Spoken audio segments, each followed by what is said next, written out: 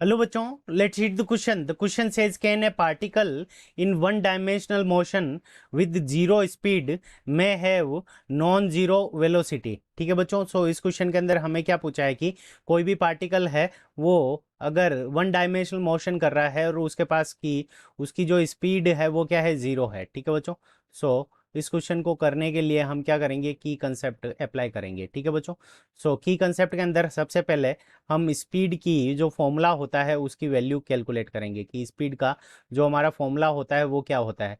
तो स्पीड हमारा क्या होता है, डिस्टेंस डिवाइडेड बाय टाइम. तो किसी भी पार्टिकल के द्वारा अगर किसी टाइम पीरियड के अंदर कुछ डिस्टेंस ट्रेवल होती है, तो अगर हम उस टाइम पीरियड के अंदर जो डिस्टेंस ट्रेवल्ड है उसका अगर डिवाइड लगा दें तो हमारे पास में क्या होता है कि पार्टिकल की स्पीड आ जाती है. तो ये हमारी स्पीड की वैल्यू आ गई, स्पीड का फॉर्मूला आ गया. अब अगर हम बात करें वेलोसिटी की, कि किसी भी पार्टिकल की जो वेलोसिटी होती है पार्टिकल या ऑब्जेक्ट की, वो क्या होती है, तो वेलोसिटी इज इक्वल्स टू, तो वेलोसिटी का जो हमारा फॉर्मूला होता है वो होता है displacement displacement divided by time. अगर किसी भी टाइम पीरियड के अंदर कितना डिस्प्लेसमेंट हुआ है, तो अगर डिस्प्लेसमेंट के अंदर अगर अंदर हम टाइम पीरियड का डिवाइड लगा दें तो हमारे पास में क्या आ जाएगी, वेलोसिटी की वैल्यू आ जाएगी. सो ये हमारे दोनों फॉर्मूले हो गए स्पीड और वेलोसिटी के. अब हमें क्या गिवन है क्वेश्चन के अंदर कि स्पीड क्या है, जीरो है.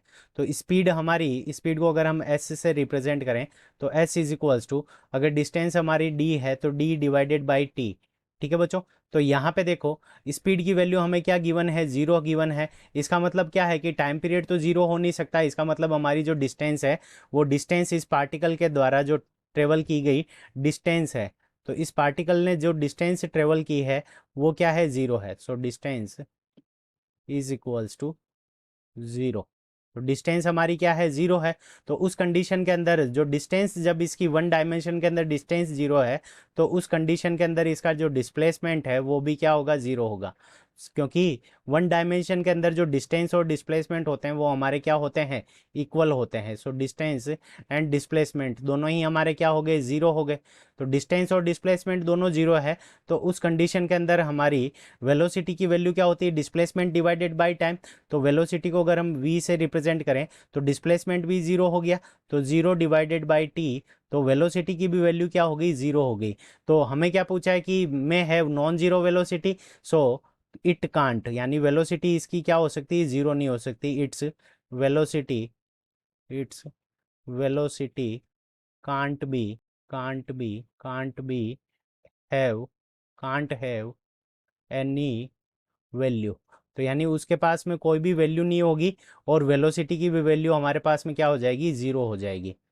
सो वेलोसिटी भी क्या हो जाएगी, ज़ीरो हो जाएगी. तो नॉन ज़ीरो वैल्यू हमारी नहीं हो सकती. सो ये हमारा क्वेश्चन का करेक्ट आंसर है. I hope you understood it well. Best of luck. Thank you.